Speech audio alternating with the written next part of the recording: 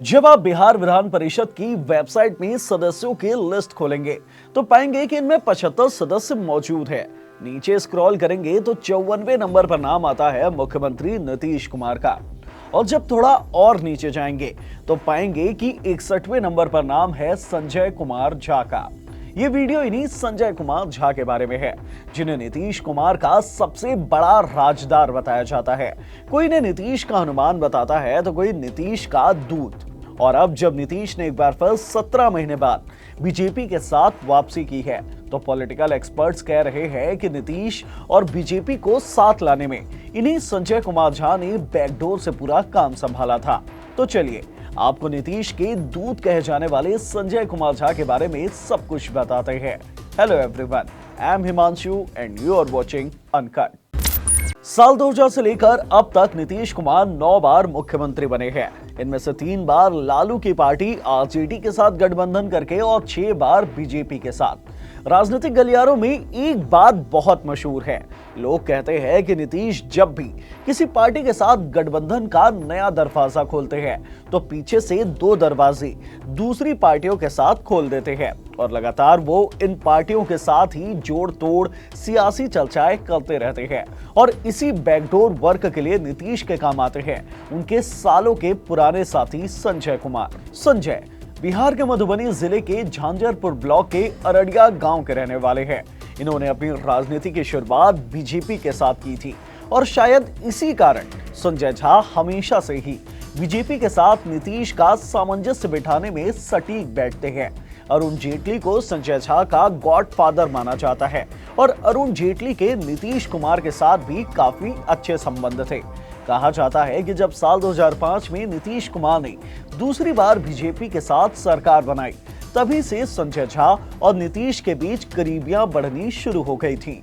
समय बीतता गया और इन दोनों नेताओं के बीच करीबियां इतनी ज्यादा बढ़ गई कि नीतीश ने संजय झा को बीजेपी से छुड़वाकर अपनी पार्टी जेडीयू में ज्वाइन करवा लिया और संजय झा जेडीयू के राष्ट्रीय महासचिव बन गए। नीतीश कुमार संजय झा के बारे में भी काफी सोचते हैं। साल 2012 में संजय झा के जेडीयू ज्वाइन करने के बाद साल 2014 में नीतीश ने संजय को दरभंगा लोकसभा सीट से चुनाव लड़वाया था, लेकिन संजय झा ये चुनाव हार गए। ऐसे में नीतीश ने संजय को राज्यपाल के कोटे से विधान परिषद का सदस्य बनवा दिया और फिर उन्हें बिहार सरकार में कैबिनेट मंत्री बना लिया। अब तक संजय नीतीश की सरकार में 3 बार कैबिनेट मंत्री रह चुके हैं। नीतीश संजय को हमेशा से ही दिल्ली भेजना चाहते थे। साल 2014 का चुनाव जब संजय झा हार गए तो नीतीश ने उन्हें साल 2019 का भी लोकसभा चुनाव लड़वाना चाहा, लेकिन बीजेपी के साथ हुए गठबंधन में दरभंगा की लोकसभा सीट बीजेपी के पाले में चली गई और संजय झा चुनाव नहीं लड़ पाए। ऐसे में नीतीश संजय को कैबिनेट में शामिल किए रहे।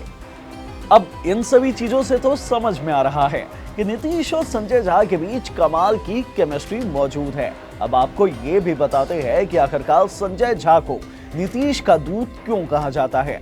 आखिरकार संजय झा नीतीश कुमार की राजनीति की बागडोर बैकडोर से कैसे हैंडल करते हैं।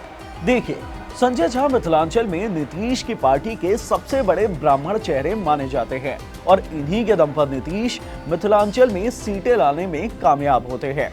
शायद ही ऐसा कोई इवेंट होता है जिसमें नीतीश कुमार के साथ संजय झा नहीं दिखाई देते। यहाँ तक कि कई बार संजय झा ही नीतीश की जगह केंद्र सरकार को बिहार सरकार की प्रेजेंटेशन देते हैं।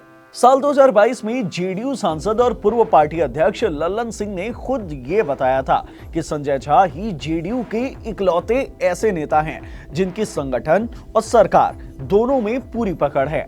लल्लन सिंह ने बताया था कि जब साल 2017 में नीतीश कुमार ने लालू की पार्टी के साथ अपना गठबंधन तोड़कर बीजेपी के साथ सरकार बनाई तो इसका भी पूरा काम संजय झा ने ही बैकडोर से हैंडल किया था।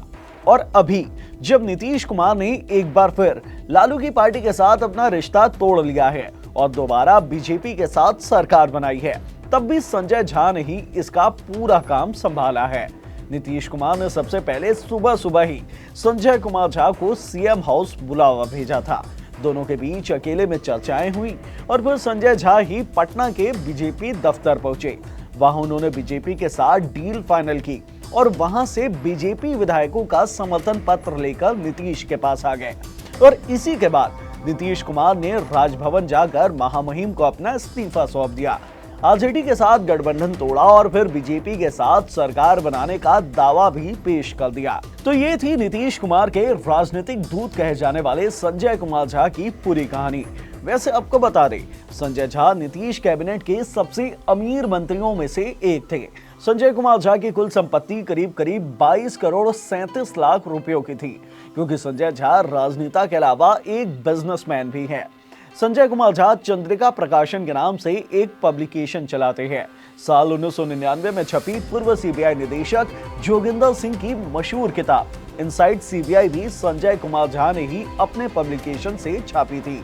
इसके अलावा भी राजनीति और प्रतियोगी परीक्षाओं से जुड़ी कई मशहूर किताबें भी इन्हीं के पब्लिकेशन से छपी हुई हैं, जिनमें से कुछ का संपादन तो खुद संजय कुमार झा ने किया था। अब आप संजय कुमार झा को कुछ भी कहिए, नीतीश के विश्वसनीय, उनके संकट मोचन या उनके राजदार, आपको जो भी कहना है वो कहिए। संजय कुमार झा पॉलिटिकल मैनेजमेंट में कमाल के आदमी हैं और शायद इसी कारण बीजेपी ने अपना समर्थन पत्र सीधे नीतीश को ना देकर संजय कुमार झा के हाथों में थमाया था। तो ये थी संजय कुमार झा की पूरी कहानी, कैसे वो लगातार कई सालों से नीतीश कुमार के लिए बैकडोर से काम करते आए हैं और कैसे उनके संकट मोचन बने हुए हैं। राजनीति और राजनेताओं से जुड़े ऐसे ही किस्से कहानियां देखते रहने के लिए आप अनकट को सब्सक्राइब कर लीजिए और अगर ये वीडियो आपको पसंद आई हो तो इसे लाइक और शेयर करना मत भूलिएगा। धन्यवाद।